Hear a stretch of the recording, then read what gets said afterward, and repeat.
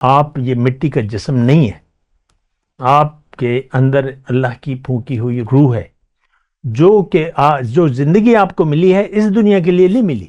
یہ زندگی تو ایک امتحان ہے، اتار چڑھاؤ.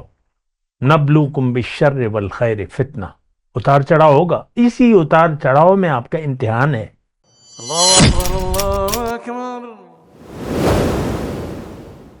اللہ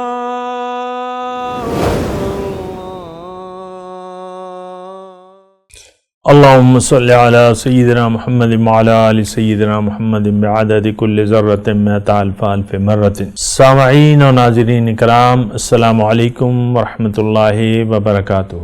آج کا ہمارا موضوع مخلص کون. دیکھیں بہت اہم موضوع ہے، اخلاص.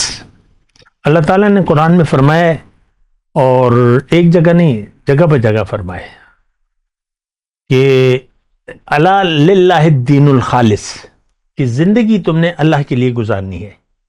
اللہ کے لیے ہے دین خالص. دین کا مطلب قانون، طریقہ زندگی کا خالص. فادعوا اللہ مخلصین لہ الدین، اللہ کو پکارو، زندگی اللہ کے لیے خاص کر دو، اللہ کے لیے زندگی گزارو. اور اسی طریقے سے اور بھی آیات ہیں، لیکن ایک بات یہ الا للہ الدین الخالص، یہ میں نے آپ کو بتا دیا. دیکھیں اخلاص، مخلص کون ہے؟ تو مخلص وہ ہے جو اپنے آپ کو نہ صرف یہ کہ پہچان لے بلکہ یقین کر لے. وہ مخلص ہو سکتا ہے. صرف پہچاننا کوئی کمال نہیں ہے. آپ دیکھیں گے بعض مفتیان اور ان کی لائبریری پیچھے تصویر میں کتابوں کی لائبریری بھری ہوئی ہے، کہ وہ صرف کتابیں ہیں. بات تو وہ ہوتی ہے جو آپ جس پر آپ یقین کر لیں. قرآن ہے، ہمیں یقین نہیں ہے اس پہ. قرآن ہے، حدیث موجود ہے، لیکن ہمیں یقین نہیں ہے کہ یہ میرے لیے ہے. ہر بات کو ہم اس کے شان نزول تک محدود کر دیتے ہیں. یہ منافقوں، مدینے کے منافقوں کے لیے ہے، یہ مکے کے مشرکوں کے لیے ہے، یہ اہل کتاب کے لیے ہے، یہ وہاں کے مومنوں کے لیے ہے. آپ کے لیے کیا ہے؟ ہمارے لیے کچھ بھی نہیں ہے اس میں. لیکن بات کو سمجھے ذرا. قرآن آج کے لیے ہمارے لیے ہے اس وقت. بہرحال میں مخلص کی بات کر رہا تھا. اگر آپ نے اپنے آپ کو نہیں پہچانا، اور اگر پہچان لیا لیکن یقین نہ کیا، بات تو ساری یقین کی ہے. یقین آپ کا آئے گا تو آپ بیدار ہو جائیں گے اور آپ سمجھ جائیں گے. یقین سے بات ہوتی ہے. آمنوا وعملوا الصالحات، جنت میں جانے کی واحد شرط اللہ تعالی نے لیے لگائی ہے کہ تم یقین کر لو اور پھر یقین کے مطابق عمل بھی کرو. یقین ہو اور عمل نہ ہو یہ تو نہیں ہو سکتا. دنیا میں بھی ہم جس چیز پر ہمارا یقین آتا ہے، ضرورت محسوس کرتے ہیں کسی چیز کی، یقین آ جاتا ہے، پھر اس کام کو کرتے. آپ کو بھوک لگ رہی ہے، کھانا نہیں کھایا، آپ کو یقین ہے کہ بھئی اب کھانا ہے تو آپ کھانا کھائیں گے. یقین کی بات ہے. ہر بات ہم بغیر یقین کے انسان زندگی گزار نہیں سکتا.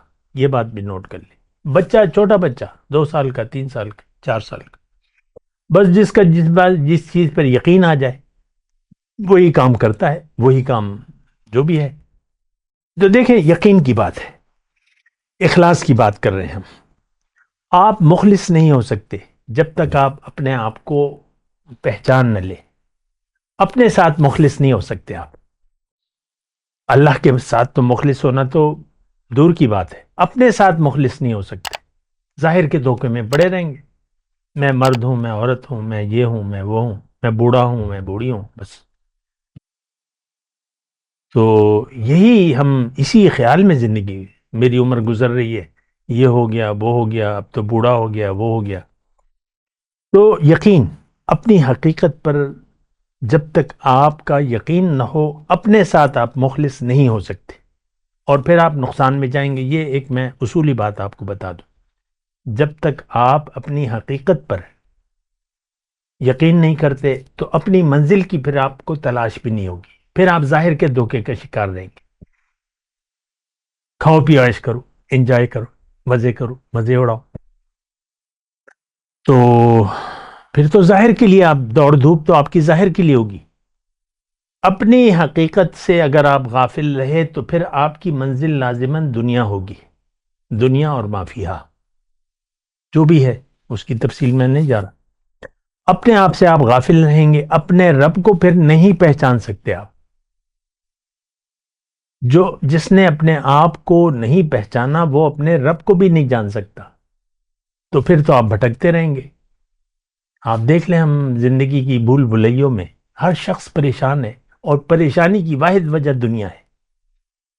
یہ کیا کریں گے، یہ کیا ہوگا، وہ کیا ہوگا، یہ کیا ہوگا، وہ بس دنیا ہی کی پریشانی اور تو کچھ بھی نہیں ہے۔ دنیا ہی کے لیے دوڑ دھوپ ہے، دنیا ہی کے لیے جد و جہد ہے۔ تو اخلاص ہونا شرط ہے اپنے آپ کے ساتھ، اپنے آپ کو پہچانیں، اپنی حقیقت پر یقین کریں۔ آپ یہ مٹی کا جسم نہیں ہے، آپ کے اندر اللہ کی پھونکی ہوئی روح ہے، جو زندگی آپ کو ملی ہے اس دنیا کے لیے نہیں ملی۔ یہ زندگی تو ایک امتحان ہے، اتار چڑھاؤ، نبلوکم بالشر والخیر فتنہ، اتار چڑھاؤ ہوگا، اسی اتار چڑھاؤ میں آپ کا امتحان ہے۔ ان الانسان لیطغی ان رآہ استغنی، انسان سرکش ہو جاتا ہے جب وہ اپنے آپ کو بے نیاز دیکھتا ہے، مجھے تو کسی چیز کی ضرورت نہیں ہے، بے نیازی۔ تو بہرحال دیکھیں، اخلاص جو ہے، مخلص ہوں اپنے آپ سے، اپنے آپ کو پہچانے، نہ صرف پہچانے پھر بلکہ یقین کریں، اپنی منزل کو پھر پہچانے، زندگی کی حقیقت کو نہ صرف سمجھے بلکہ اس پر یقین کریں کہ زندگی مجھے اللہ تعالیٰ نے دنیا کے لیے نہیں دی ہے، یہ ایک مختصر زندگی ہے، میں نے چلے جانا ہے اپنے رب کے پاس، انا للہ و انا الیہ راجعون۔ تو جب آپ کا یقین آ جاتا ہے تو پھر اس منزل کی طلب اور تڑپ پیدا ہو جاتی ہے کہ کیسے میں رب کو راضی کروں، کیونکہ رب راضی ہوگا تو منزل ملے گی۔ تو سارا جو دوڑ دھوپ ہے وہ تو رب کی رضا کے لیے ہے۔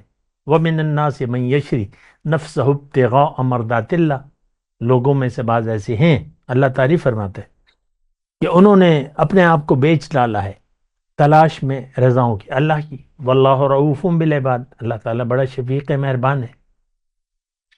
تو اللہ تعالیٰ، جو لوگ اللہ کی رضا کو نصب العین زندگی کا بنا لیتے ہیں، اللہ تعالیٰ ان سے راضی ہو جاتا ہے، کوئی شک و شبے کی بات نہیں ہے، کوئی شک و شبے کی بات نہیں، بس اللہ کی رضا کے پیچھے پڑ جائیں، زندگی اللہ کے لیے گزاریں، اتار چڑھاؤ پر نہ خفا ہوں، نہ خوش ہوں، نہ خفا ہوں۔ اتار چڑھاؤ آئے گا، کیا ہوگا؟ اگر مصیبت آ گئی کوئی تو اللہ تعالیٰ نے فرمایا میں تمہاری آزمائش کروں گا۔ وَلَنَبْلُوَنَّكُمْ بِشَيْءٍ مِّنَ الْخَوْفِ وَالْجُوعِ وَنَقْصٍ مِّنَ الْأَمْوَالِ وَالْأَنفُسِ وَالثَّمَرَاتِ، ہر طریقے سے میں تمہاری آزمائش کروں گا۔ آزمائش جب بھی آتی ہے اس میں اگر آپ کامیاب ہوتے ہیں تو فَبَشِّرِ الصَّابِرِينَ، بشارت ہے ان کے لیے۔ اذا اصابتهم مصیبت قالوا انا للہ و انا الیہ راجعون، کہتے ہیں کوئی بات نہیں۔ تو یقین حاصل کریں اپنی منزل پر، اپنی حقیقت پر، پھر اللہ کی رضا کو نصب العین بنا لیں، اور اس کے بعد ایک رہنما کو تلاش کریں جو یقین والا ہو، اس سے تعلق بنائیں، اس کے ہاتھ پر بیعت کریں، اللہ سے، اللہ کے لیے زندگی گزارنے کا عہد کریں، اس سے رہنمائی طلب کریں، وہ آپ کا رہنما ہے۔ ایسے رہنما جو ہیں وہ اللہ تعالیٰ کے رسول کے نائب ہیں، وارثان نبی ہیں۔ العلماء ورثۃ الانبیاء، العلماء الف لام ہے، خاص عالم جو ہے، عالم ربانی، وہ وارث نبی ہے، ہر ایرا غیرہ نہیں ہے، ہر عالم نہیں ہے۔ العلماء ورثۃ الانبیاء، تو کسی وارث نبی کو تلاش کریں، اس سے تعلق بنائیں، اس کی صحبت اختیار کریں، اس سے رہنمائی حاصل کریں، اپنی مرضی سے قرآن و حدیث پر عمل نہ کریں۔ یہ کوئی سولو فلائٹ نہیں ہے۔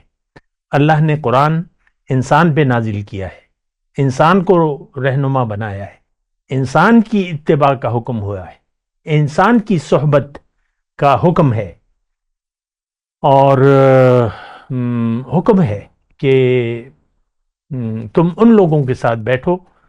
آیت قرآنی کا ترجمہ وَاصْبِرْ نَفْسَكَ مَعَ الَّذِينَ يَدْعُونَ رَبَّهُمْ بِالْغَدَاةِ وَالْعَشِيِّ يُرِيدُونَ وَجْهَهُ، اپنے نفس کو ٹھہرا لو ان لوگوں کے ساتھ جو اپنے رب کو صبح و شام پکارتے رہتے ہیں اور اللہ کی رضا کے متلاشی ہیں یا اس کے مکھڑے کے طالب ہیں۔